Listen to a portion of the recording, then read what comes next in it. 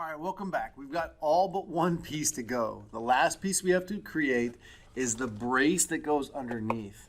This piece is what makes your robot strong. Without this piece, these two panels would easily start breaking apart and the robot would fail really quickly.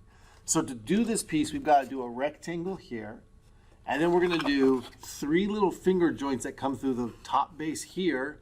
And then on each side, we're going to do 2 finger joints. Maybe you can see them in there. 2 finger joints to go through the 2 side panels. And that will lock us in. We're also going to do 2 big slots here to allow us to pass the cables from the motors through there as well. All right. So let's get to it. First thing I want to do is I'm going to create a plane to do a sketch on. I need a surface to sketch it on. And I want this brace to be right across here. But notice there's no surface to click on to give me a sketch that I want. So I'm going to create a surface to click on. Do that. Well, let me actually close the data panel real quick. To do that, I'm going to click on the offset plane. So in construction here, I'm looking for offset plane. I'm going to click a flat surface right out here.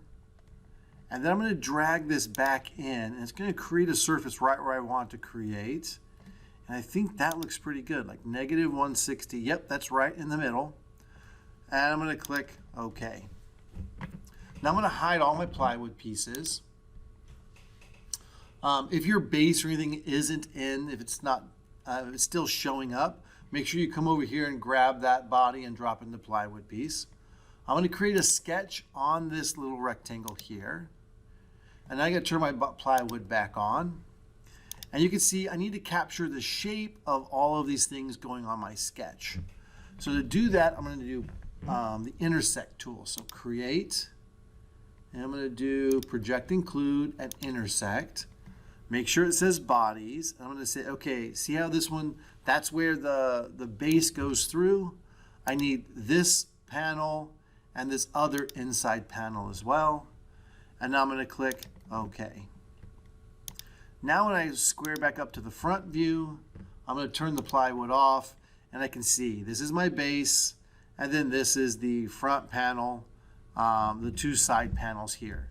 So basically I just need to create a rectangle in this space. So I'm going to grab a line tool real quick, and I'm going to drag straight over. All right. Now what I want to do is I'm going to actually just extrude this right away. So I'm going to E for extrude, click here, and it doesn't really matter which way I extrude. I'm going to turn the plywood back on so I can see what I'm doing. Look underneath it. Yep, there we go. I'm going to do mine as a negative thickness, although it really doesn't matter. That's going to want to join here, so I'm going to say don't join, create a new body, and click OK. If you accidentally join it, you hit enter too fast, just right click on this last extrusion, go edit feature, and then you can come here and change it to new body. Awesome. So I'm going to name this body, I'm going to name it cross brace. Now notice here that this doesn't have any tabs on it yet to be able to poke into the side. So let's just do that real fast.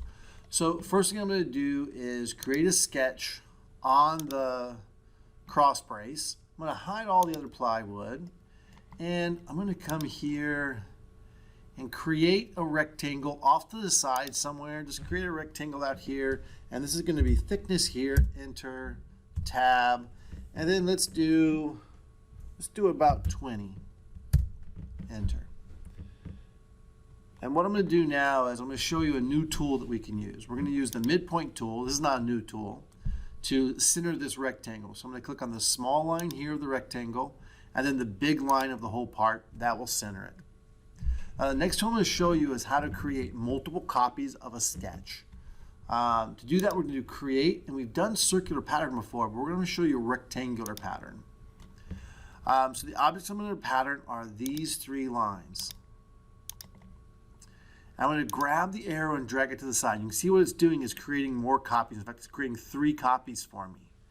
And I can see there's 2 directions to go. I can actually drag it up, and it'll start creating 3 copies in this direction as well. I don't need to do that, so I'm going to drag that back down to 0. Now notice that there's 2 sections over here in our menu. There's quantity, distance, direction, and there's another quantity, distance, direction. Well, these three refer to the up-down motion.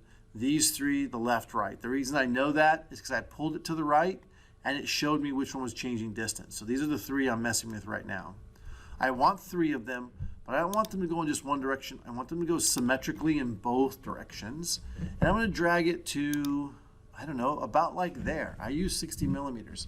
It doesn't really matter where you put these. And then I'm going to say, okay. And the nice thing about this is if I come in here and make a change to this first rectangle, so I change to 25, notice how it updates all the ones on the outside. I think I'm going to leave it at 20. All right. Now I'm going to do the same thing. I'm going to do it over on this side though, and I want to create two of them on this side. I'm not going to do the same thing actually. I'm going to just come here, draw a rectangle, TH, enter, tab, and this one's going to be 15. I'm going to dimension that 5 from the top. Well, more than that actually, because the plywood's 5.3. So let's just go 10 from the top. How's that look? Oh, that looks great.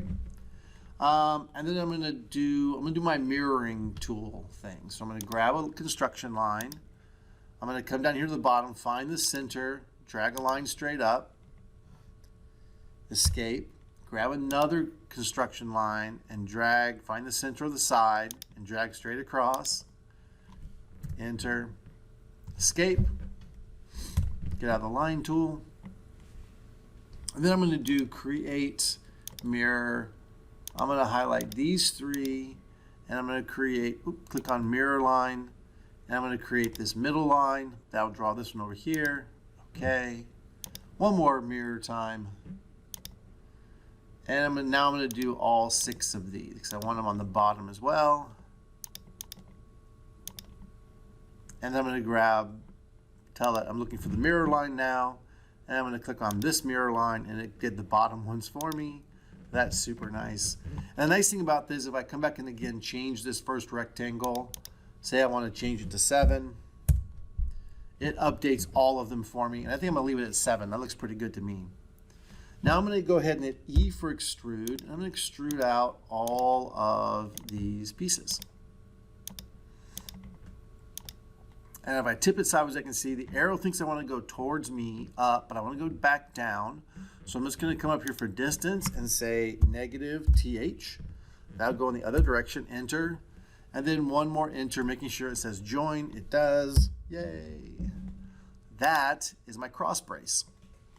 Now, last thing I want to do is I'm actually going to cut some slots in it so we can have holes for our wires to go through. So to do that, I'm going to come over here and hit create, and I'm going to go down to slot tool, and I'm going to do center to center slot. Actually, I'm going to hit escape because I want to do a construction line first. So I'm going to come here and grab my line, grab a construction line, find the middle of this opening right there, and drag it straight across to that side. Now I'm going to do create slot, and then an overall slot. I'm going to click first on this line, then click farther down the line. I'm going to type in actually 25, that's about 1 inch wide. And then I'm going to click again on the line, and I'm going to drag out to make, oops, I'm having a construction line. So I'm going to pause for a second, turn off the construction line. And then I'm going to go out, yeah, about 15 looks good. Enter. I'm going to do that same thing over again. So this time I'm going to do create. Actually, let's do another mirror tool. Why not? So I'm going to create a construction line right here in the middle. Whoops, I was off. I'm going to hit escape to leave the tool. I'm going to grab a construction line, find the mirror again, or the middle I should say. Drag a little line up, hit escape to leave the line tool.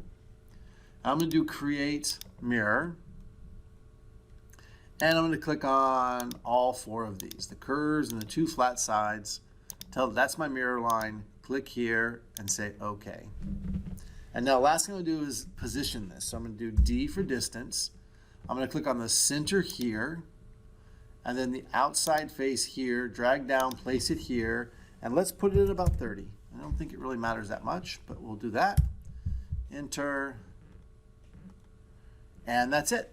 Let's extrude this. So E for extrude, and we're going to cut holes. So we're going to click on this surface and this surface. I can see that the blue arrow is facing towards me. I don't want to go towards me, I want to go back. So here I'm just going to do a negative TH, enter for thickness, and then one more to cut all the way through. Awesome. So now I'm going to turn the plywood back on, and you notice I need to cut holes in these sides still. So I need to do this 3 times. I'm going to do a combine tool for, let me tip it so we can see. Whoa, things are getting sluggish. We're going to do a combine tool for this part, the base, and then this other side panel. So combine. I'm going to my target bodies. I'm cutting the side panel. I'm using the cross brace as my tool. And then I'm going to just make sure it says keep tools and then say OK. I'm going to do a combine. I'm going to cut the base using my cross brace as a tool. OK. I'm going to flip it over slowly because my computer is getting slow. I'm going to do a combine. I'm going to do a side panel, cutting it. The tool body is going to be the cross brace, and OK. I'm going to hit A for appearance, and I'm going to drop that bamboo onto my cross brace, hit home, take my cross brace, whoops, let me close this tool, take my cross brace, drop into the plywood folder, turn on my 3D parts, and my friends, we are done modeling the robot. What we need to do now is we need to break it, all the plywood pieces, break them apart, and spread them out flat so we can get the shapes of them so the laser can cut them. Great job so far. Hang in there. We are almost there. The light is at the end of the tunnel is close by.